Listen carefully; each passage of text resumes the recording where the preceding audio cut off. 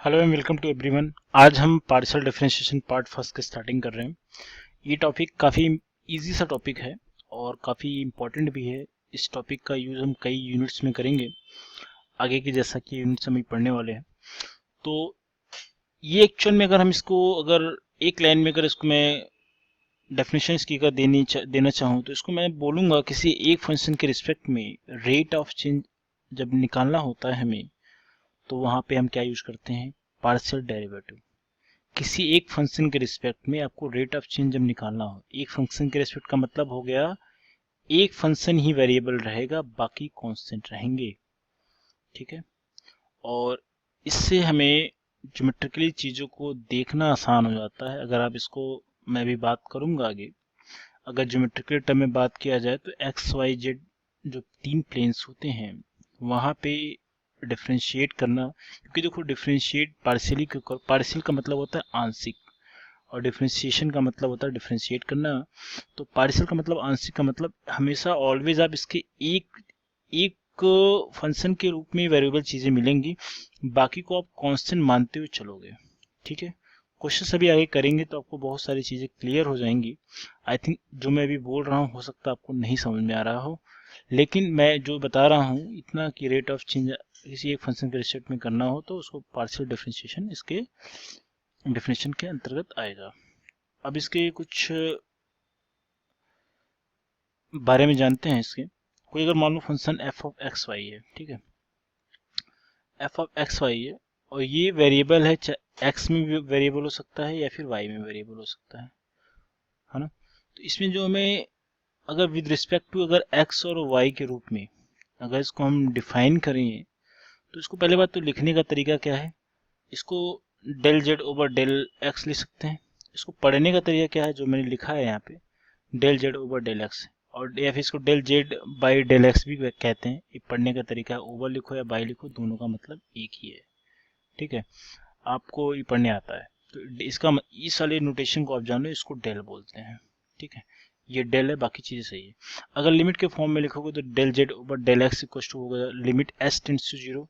अगर आप S tends to zero कर रहे हो तो यहाँ पे आपको एच जोड़ना पड़ेगा, comma y minus f of x y, जो फंक्शन आपको दो वेरिएबल के फॉर्म में गिवन रहता है वो अपॉन क्या हो जाएगा, जो आपने लिमिट यहाँ पे वेरी कराई है, जो एग्जिस्ट करता हो।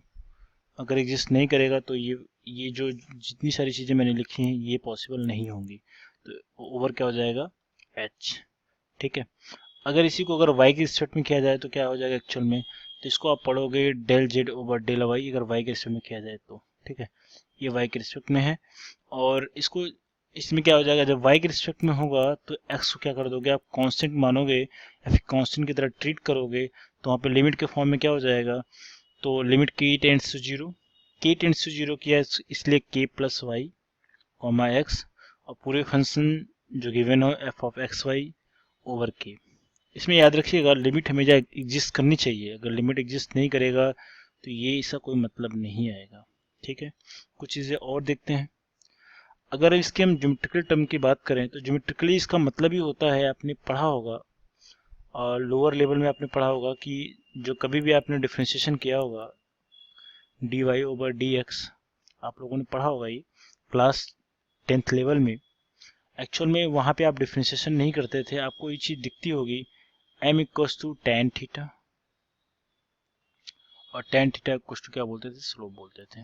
y equals to M X plus C का एक कार्टेशियन प्लेन होता था, वहाँ पे हम सारी चीज़ें करते थे, लेकिन ये एक्चुअल में स्लोप देता है। क्योंकि देखो यहाँ पे हम अगर ज्योमेट्रिकल टर्म में बात करें तो ये हमको यहाँ पे स्लोप ही मिलेगा, और ये एक्चुअल में स्लोप होता किसी समय आपको समझा देता हूँ। देखो जो इसका अगर एक मिनट रुको, अगर इसके 3D टर्म की अगर मैं बात करूँ, ग्राफिकल वे में अगर बात करूँ, स्लोप की बात करूँ, देखो क्या होता है, एक्स वाई जेड तीन प्लेन होते हैं, एक्स वाई और जेड ये तीन प्लेन है। देखो तीनों प्लेन में, या फिर इसको आप आई कह सकते हो, इसको जे कह सकते हो, इसको के कह सकते हो। ये बहुत ज़्यादा डिटेलिंग में मैं नहीं जा रहा हूँ, मैं आपको सिर्फ समझाने के लिए मैं कर रहा हूँ। अगर मैं आई क्रॉस जे लिखूँ, एक कैप लगा लो, इक्वल्स टू के होता है ना। के का मतलब क्या हो जाएगा, ये वाला आपका जेड वाला टर्म आ जाएगा। ठीक, तो अगर मैं इसमें आपसे कह दूं ये मान लो 2 यूनिट है, ये हमने कह दिया 3 यूनिट है, ठीक।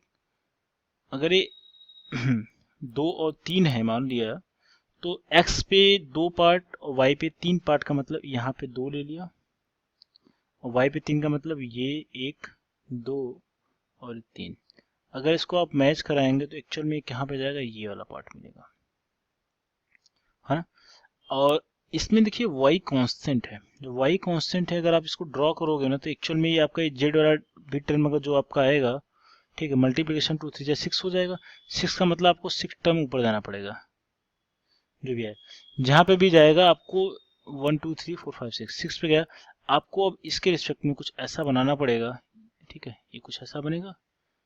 इसको जब मैच कर दोगे तो ये आपको रिप्रेजेंट करेगा। देखो ये चीज, इसका जो एक्चुअल में ग्राफ बनता है ये थोड़ा सा क्रिटिकल होता है। इसको 3D प्लेन में मैं बनाने में मुझे प्रॉब्लम आएगी। एक्चुअल में मैं आपको दिखाने की कोशिश करता हूँ कि कुछ ऐसा बनेगा, इससे भी क्रिटिकल बनेगा ये। और ये जो स्लोप की मैं बात कर रहा हूँ, इसमें अगर मैं लाइन ड्रॉ कर दूं, ये इसके साथ एक्स एक्सिस के साथ जो ये लाइन में टेंजेंट का जो स्लोप आएगा, ये टेंजेंट जो यहाँ पे जो इसको स्पर्शी रेखा आपको दिख रही है, इसका जो स्लोप आएगा ये आपको रिप्रेजेंट करेगा del Z over del x या फिर डेल वाई ओवर डेल, जैसा भी आपको ये क्वेश्चन गिवन रहता है वो उसका स्लोप देता है एक्स एक्सिस के अलोंग, ठीक है। ये बात समझ में आ गई। तो आपको ये del f over del x है, ये इसका रिप्रेजेंटेशन है इन ज्योमेट्रिकल फॉर्म में। और कुछ चीज़ें और देखते हैं। इसमें मैंने 2 टर्म और लिखे हैं, फर्स्ट ऑर्डर डेरिवेटिव और सेकंड ऑर्डर डेरिवेटिव। आपको इतनी चीज़ें पता लग गई कि अगर किसी फंक्शन को अगर हमें x या y के रिस्पेक्ट में अगर डिफ्रेंशिएट करना हो तो पार्शियल डिफ्रेंशिएट करते हैं। एक वेरिएबल एक फंक्शन में वेरिएबल हो तो देखो इसको आप f ऑफ x भी लिखते हैं। कभी कभी क्वेश्चन में आपसे f ऑफ x डायरेक्टली बोल देगा, तो इसका मतलब ये होता है इसको आपको एक बार x के रिस्पेक्ट में क्या करना है, डिफ्रेंशिएट करना है, पार्शियली डिफ्रेंशिएट करना है। या फिर आपसे f ऑफ y बोला जाएगा तो आपको एक बार y के रिस्पेक्ट में आपको पार्शियली डिफ्रेंशिएट करना है। सेकेंड ऑर्डर डेरिवेटिव का मतलब क्या होता है, जो फर्स्ट ऑर्डर डेरिवेटिव के बाद आपको डिफ्रेंशिएशन के बाद जो वैल्यूज मिलती हैं उसको अगेन से डिफ्रेंशिएट कर दोगे। देखो df ओवर dx यहाँ फर्स्ट ऑर्डर डेरिवेटिव है, ये फर्स्ट वाला है। इसको अगेन से y के रिस्पेक्ट में डिफ्रेंशिएट किया, पार्शियली डिफ्रेंशिएट किया तो आपको मिलेगा del square f over del y del x, ठीक है। इसके साथ जब ब्रैकेट ओपन करोगे तो यही चीज़ आएगी, ठीक है। ये चीज़ आ गई। इसी तरीके से अगर आप इस वाले फंक्शन को x के रिस्पेक्ट में पहले कर लो फिर y के रिस्पेक्ट में कर लो, देखो ये दोनों बिल्कुल एक जैसा आपको लग रहा है भी एक जैसा। आप एक बार y के रिस्पेक्ट में पहले यहाँ पे देखो डिफ्रेंशिएट किए हैं, यहाँ पे पहले आपने x के रिस्पेक्ट में किया है, फिर बाद में यहाँ पे x किया है, फिर बाद में यहाँ पे क्या किया, y किया है, ठीक है। और दोनों को अगर बात करूँ, नोट में मैंने इसको लिखा भी है, दोनों का एक्चुअली मतलब एक ही आता है। चाहे आप पहले x के रिस्पेक्ट में कर लीजिए, चाहे y के रिस्पेक्ट में कर लीजिए बाद में, चाहे पहले आप y के रिस्पेक्ट में करिए बाद में x के रिस्पेक्ट में करिए, इससे जो भी वैल्यूज आपको मिलेंगी, जो भी फंक्शन की वैल्यूज मिलेंगी ये ऑलवेज क्या होंगे, इक्वल होंगे। ये आज का जो मैंने ये जितने भी टर्म्स आपको बताए हैं, ये पार्शियल डेरिवेटिव का या पार्शियल डिफरेंशिएशन का मैंने आपको बेसिक बताया है। और इसके बाद के वीडियोस में मैं कुछ क्वेश्चंस कराऊंगा और क्वेश्चंस की वैरायटीज कराऊंगा। अगर आप क्वेश्चंस की वो वैरायटीज आपने कवर कर लिया तो इसके बाद के कि जहाँ पे भी आपको पार्शियल डिफरेंशिएशन मिलेगा आप वहाँ सारे के सारे क्वेश्चंस कर जाओगे, क्योंकि ये टॉपिक है बहुत आसान। तो see you in next video and best of luck for your exam. Thank you so much.